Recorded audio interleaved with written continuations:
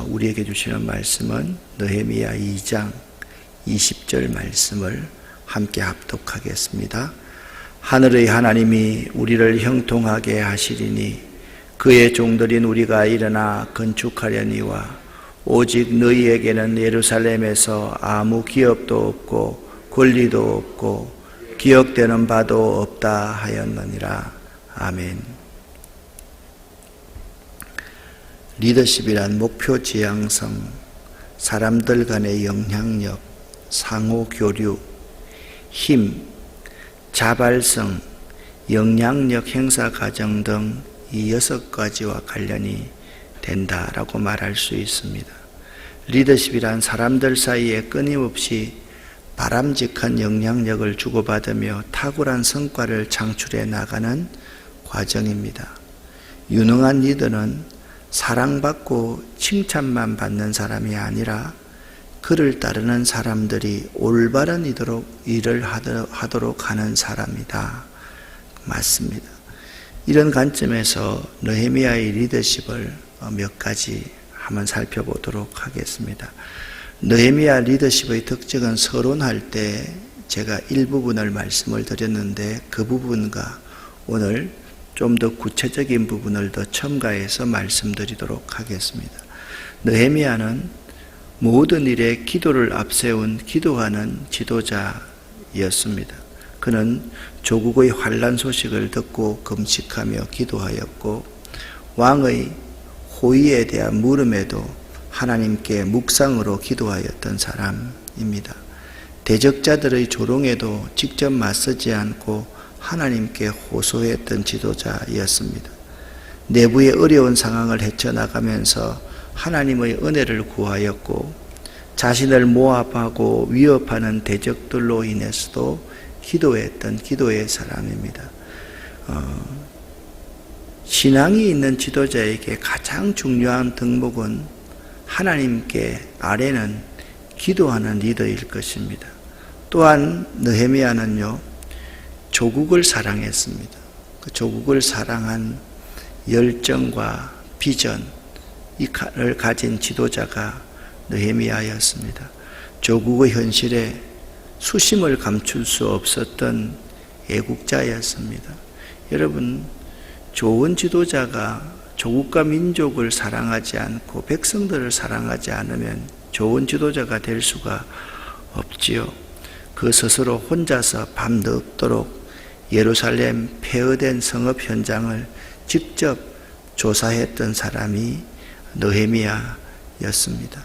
그는 하나님께로부터 예루살렘을 위한 일에 비전을 얻었던 사람이었습니다. 또한 느헤미야는 자신의 힘이 아니라 하나님의 도우심을 인정한 겸손한 지도자였습니다. 자신의 힘으로 나라를 다스리는 사람이 있습니다. 그런 사람은 신앙인이 아니지요. 하나님의 도우심으로 나라를 섬길 수 있는 지도자가 참 필요합니다. 그래서 한순간 한순간 느헤미야는 하나님께서 하신 일, 특별히 지난 시간에 읽었던 6장 16절에서 성벽의 완공을 하나님께서 이루신 역사라고 그는 고백하고 있습니다. 하나님께서 하셨습니다. 하나님께서 이루었습니다. 라고 고백하는 지도자가 느헤미야였습니다. 무엇보다도 느헤미야는 격려와 사랑으로 동력자를 세워 동력자들과 함께 일할 줄 아는 지도자였습니다. 여러분, 지도자가 가장 중요한 덕목 가운데 한 가지라고 한다면 자신의 계획을 설득할 수 있는 설득력입니다. 모든 사람들에게 자신이 어떤 계획을 가지고 있는지를 설득할 수 있는 능력은 지도자에게 있어서 매우 중요한 덕목임을 알아야만 합니다. 또한 느헤미야는 모든 일에 솔선수범했던 지도자였습니다. 여러분, 어떤 일에 솔선수범했습니까? 형제와 종들과 더불어 자신도 함께 옷을 벗지 않고 적들에 대해서 대처했던 지도자가 느헤미야였습니다. 자신이 백성들에게 고리대금 이자를 많이 받지 않았음에도 불구하고 그 지도자들과 똑같이 자기가 이자를 받는 것처럼 여기면서 솔선수범해서 우리 모두가 이자를 받지 않기로 하자. 특별히 총독의 녹을 받지 않고 자신의 것을 기꺼이 내어놓은 지도자가 느헤미야였습니다. 지도자의 중요한 덕목 가운데 하나는 솔선수범, 모본을 보이는 것입니다. 그는 그러한 지도자였습니다. 그는 불의와 죄에 대해서는 아주 엄격하고 단호한 지도자였습니다. 자신의 불의에 대해서도 엄격했을 뿐만 아니라 하나님을 경외하는 사람이 부정을 저지르는 것, 거기에 대해서 아주 단호했던 지도자가 느헤미야였습니다. 이 느헤미야서를 읽으면서 꼭 우리가 기억해야 될 대적의 이름은 산발락과 도비야와 게셈이라는 사람입니다. 그들이 자신을 비웃자 그들에 대해서 단호하게 응답하고 가난한 사람들의 호소를 듣고 분노합니다. 산발랏의 6장에 보면 4번에 걸쳐서 좀 대화 좀 하자. 단호하게 거절하지요. 5번째는 협박합니다. 그 협박에도 굴하지 않고 당당하게 맞습니다. 그리고 깊이 그는 생각한 후에 귀족들과 민장들의 잘못을 하나하나 꾸짖는 지도자가 느헤미야였습니다. 하나님을 경외하는 사람으로서 합당하지 않는 행동들, 이러한 행동들에 대해서 용납하지 않는 지도자가 느헤미야였음을 알 수가 있습니다. 자, 여기까지가 서론 부분에 여러분과 함께 나누었던 느헤미야의 리더십입니다. 오늘은 1장부터 6장에서의 느헤미야 리더십의 원리와 교훈들을 좀 더 구체적으로 여러분과 함께 살펴보도록 하겠습니다. 느헤미야 1장 2절부터 3절까지의 말씀을 보면 지도자 느헤미야는 관심과 사랑의 리더였음을 알 수가 있습니다. 그는 큰 관심을 가지고 사랑하는 조국의 형편을 알고 싶어하던 중에 하나니에게 그 형편을 듣고 마음이 매우 아팠습니다. 좋은 리더는요, 백성들에게 항상 관심과 사랑을 가지고 있는 지도자입니다. 좋은 지도자는요, 그가 섬기는 그 백성들, 그 구성원들에게 항상 관심과 사랑, 눈과 마음이 그 구성원들에게 있는 지도자가 좋은 지도자입니다. 그래서 그들의 형편을 묻고 살펴서 그들의 필요와 그들의 문제를 파악하고 그들의 모든 부족함을 채워주는 지도자가 좋은 지도자입니다. 여러분, 모든 백성에게 관심과 사랑을 갖는 지도자가 좋은 지도자이다.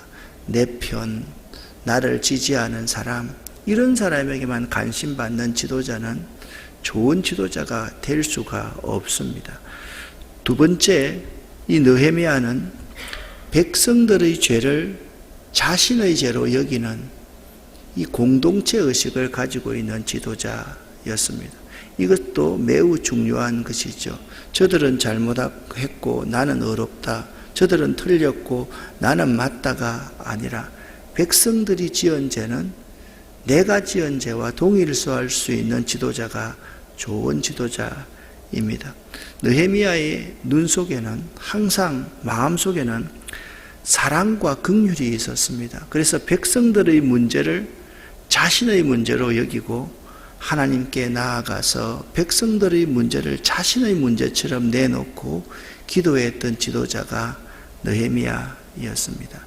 또한 느헤미야는요, 꿈이 있었습니다. 그래서 항상 미래를 바라보면서 그 미래에 하나님께서 이루어 주실 성취를 기다릴 줄 아는 지도자가 느헤미야였습니다. 느헤미야는 아닥사스다 왕의 마음을 하나님께서 움직여 주셔서 자신의 꿈인 예루살렘 성벽을 중건하기를 소원했습니다. 그리고 그는요, 하나님의 때를 아주 꾸준하고 조용하게 기다리며 주어진 일에 최선을 다하는 지도자였습니다.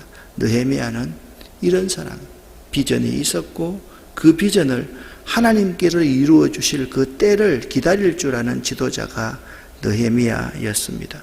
또한 느헤미야는 이 비전의 성취를 위해서 여러분 하나님이 이루어 주시는 것만 기다리는 지도자가 되어서는 안 됩니다. 그 비전의 성취를 위해서 구체적인 전략과 전술을 세울 수 있는 지도자가 될 수 있어야만 됩니다. 전술과 전략이 없는 지도자는 대적들에 의해서 백성들을 빼앗길 수밖에 없는 지도자임을 알아야만 합니다. 지도자는요, 현실을 정확하게 직시하고 상황을 구체적으로 파악해서 현실의 문제가 무엇인지를 진단할 수 있어야만 됩니다. 그리고 현실의 진단을 바탕으로 해서 그 진단에 대한 처방을 내리고 철저한 대비책, 준비를 하는 지도자가 좋은 지도자입니다. 느헤미야는 그러한 지도자였습니다. 비전이 있다고 해서 하나님이 미래에 이루어 주실 것이라고 해서 그냥 가만히 있는 것이 아니라 철저하게 전술과 전략을 가지고 대비하는 사람. 자, 산발랏 일당들이 이렇게 말하면, 이렇게 다가오면 우리가 이렇게 대응하리라. 특별히 여러분 나팔을 가지고 신호를 하였지 않습니까? 두 계조로 나누어서 한 팀들은 적들을 방배하고 지키고 한 팀은 공사를 합니다. 그리고 나팔을 불 때 일제히 나와서 함께 적들을 대항하겠다는 전술을 가지고 임했음을 우리는 잘 알고 있습니다. 또 느헤미야는요, 비전의 성취를 위해서 동기를 부여할 줄 아는 리더입니다. 여러분, 이 하나님께서 이 선한 일을 자신에게 맡기셨다, 자신의 민족에게 맡기셨다, 이 사실을 알았기 때문에 백성들과 함께 이 일을 이루어야 됩니다. 그래서 백성들을 격려하고 그들이 그 일을 할 수 있게 동기부여를 할 줄 아는 지도자가 느헤미야였던 것입니다. 항상 그들에게 설명을 하고 패배의식에 젖어 있는 그들을 이렇게 세워서 그들과 함께 일할 수 있도록 하는 지도자가 느헤미야였던 것을 알 수가 있습니다. 그런 의미에서 느헤미야는 팀워크를 매우 중요하게 생각했습니다. 철저하게 일들을 분담했습니다. 성벽을 건축할 때 있잖아요. 자기 집 앞에 있는, 자기가 거하는 앞에 있는 무너진 성벽은 자기들이 건축하도록, 다시 세우도록 그렇게 일들을 분담했던 모습들을 여러분과 함께 나누었지 않습니까? 참 중요한 것은 한 팀, 원 스피릿, 하나의 정신과 하나의 팀워크를 가지는 것이 매우 중요하다는 사실을 알아야만 합니다. 지도자가 아 하면 아래서도 아 할 수 있고, 이 사람이 하면 할 수 있어야지. 여기서 아 하는데 여기서 하고, 여기서 하는데 아 하면 아무리 좋은 군사력과 무기가 있다 할지라도 패배할 수밖에 없음을 알아야만 됩니다. 목표가 있으면 팀워크가 중요하고 그 팀의 할 일들을 잘 분담시킬 수 있는 지도자가 느헤미야였던 것입니다. 느헤미야는 예루살렘 성벽의 중건이라는 꿈을 성취하기 위해서 모든 백성들에게 동기를 부여하여 그들을 일으켜 세웁니다. 그들을 동원합니다. 그들의 다양한 직업과 지역, 사회 계층 사람들을 조직하여서 각기 해야 할 과업들을 분담시켜서 하나의 완벽한 온전한 공동체를 형성했던 지도자가 느헤미야였습니다. 특별히 그는 산발락과 도비아와 게셈이라는 이 대적들을 믿음으로 극복하는 리더였습니다. 이 대적들은 있잖아요, 제일 먼저 심리전을 펼쳐 옵니다. 대적들이요, 업신여긴가 그들을 비웃습니다. 아니, 여우가 올라가도 이 성은 무너지겠다.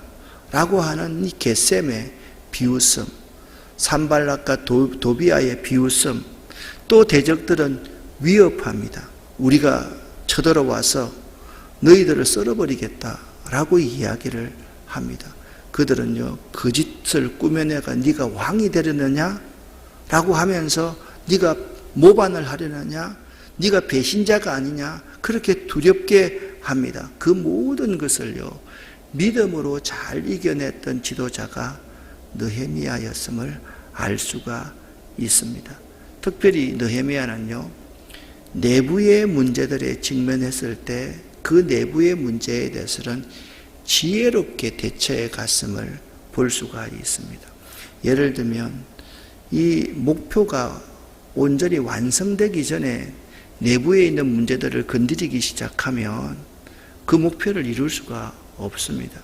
이 내부에 이 귀족들 가운데 산발락과 내통하는 자들이 있었습니다. 그것은 굉장히 중요한 문제지요. 느헤미야가 어떤 일을 결정하면 모든 일을 적들에게 다 보고하는 사람들이 있었습니다.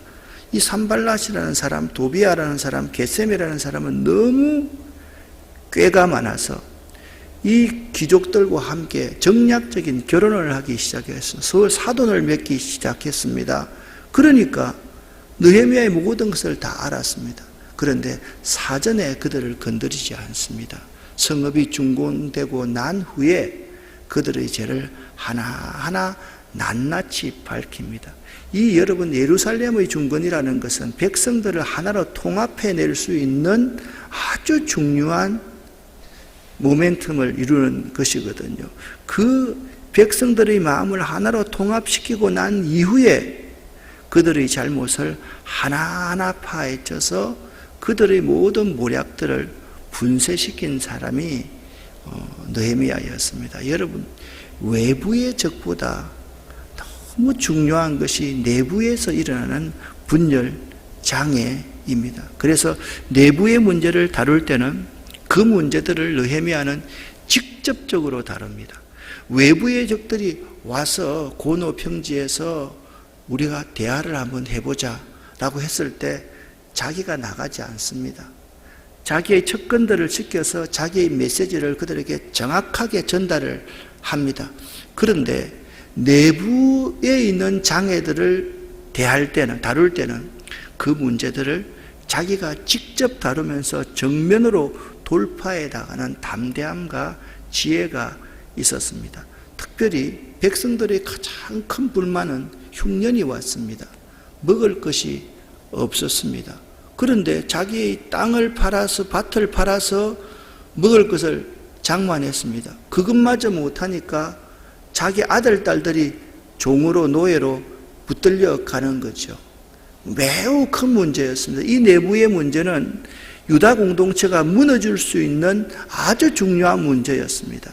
그때 그는 조용히 묵상하면서 기도합니다. 신중하게 생각합니다. 그리고 나서 민장들과 모든 귀족들을 모아서 그들을 심히 꾸짖습니다.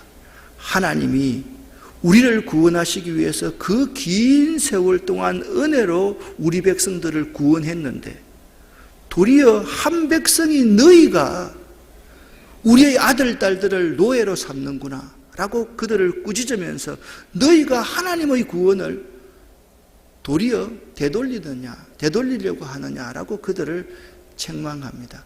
나도 지금부터 모본을 보일 테니까 너희도 따라오너라.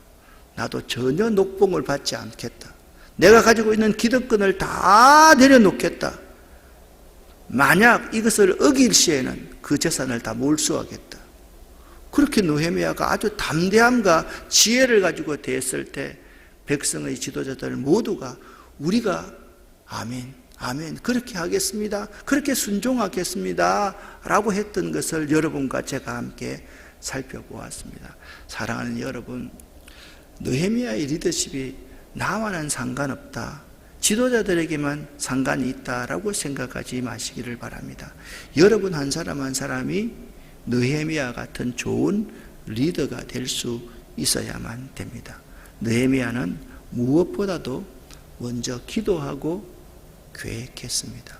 기도하고 비전을 가졌습니다. 기도하고 꿈을 가졌습니다. 그리고 그 다음 단계는 모든 백성들이 협조할 수 있도록 그 사람들에게 비전을 제시합니다. 그리고 그들을 이해시키고 그들을 설득시킵니다. 패배주의에 젖어 있는 그들 스스로가 일어나서 일을 할 수 있도록 그들에게 동기부여를 했던 지도자가 느헤미야였습니다. 성공은요, 결코 한 사람의 쇼가 되어서는 안 됩니다. 한 사람의 쇼로서 성공할 수가 없습니다. 부부가 함께 기도하고 서로가 서로를 이해시키고 설득해 나갈 수 있어야만 됩니다. 느헤미야는요, 참 지혜로운 사람이었습니다. 백성들의 협력 없이는 이 예루살렘 성을 재건할 수 없다는 사실을 잘 알았던 지도자가 느헤미야였던 것입니다. 유다 백성들은 말씀드렸듯이 지난 90여 년 동안 할 수 없다고만 생각하는 패배감 속에서 패배주의에 젖어있는, 찌들어 있는 사람들이 유다 백성들이었습니다. 그러나 느헤미야는 그들을 단합시키고 그들을 총동원하여서 52일 만에 신속하게 그 성벽을 재건했던 것을 우리는 함께 생각했습니다. 그는요, 동기부여를 할 줄 아는 사람이었습니다. 배려하고 이해시키고 설득할 줄 아는 사람이 느헤미야였습니다. 악에 대해서는 단호하게 대처할 줄 아는 사람이었습니다. 무엇을 먼저 하고 무엇을 후회해야 하는지를 잘 알았던 지도자가 느헤미야였습니다. 느헤미야를 잘 배우실 수 있는 여러분 되시기를 예수 이름으로 간절히 축원합니다. 기도하겠습니다. 살아계신 하나님 아버지여, 어제는 우리 입시생들이 수능을 잘 치를 수 있게 도와주셔서 감사합니다. 하나님께서 그들에게 다시 한번 은혜와 큰 믿음을 허락하여 주시옵소서. 오늘 이 새벽도 저희들이 하나님 앞에 기도하고 우리의 꿈을 이루기 위해서 이 자리에 나와 있습니다. 우리의 모든 기도 제목을 하나님 이 시간 듣고 이루어 주시옵소서. 느헤미야의 리더십을 꼭 본받고 좋은 리더가 되는 저희들 될 수 있도록 도와주시옵소서. 하나님, 하늘 문을 여시옵소서. 하늘 문을 여시고 오늘 이 새벽에 우리가 부르짖을 때 내가 여기 있다 응답하시며 우리에게 누르고 흔들어서 쌓을 곳이 없도록 하늘의 놀라운 복을 허락하여 주시옵소서. 우리의 기도에 응답하여 주시옵소서. 예수 그리스도 이름으로 축복하옵고 간절히 기도 올립니다. 아멘. 주여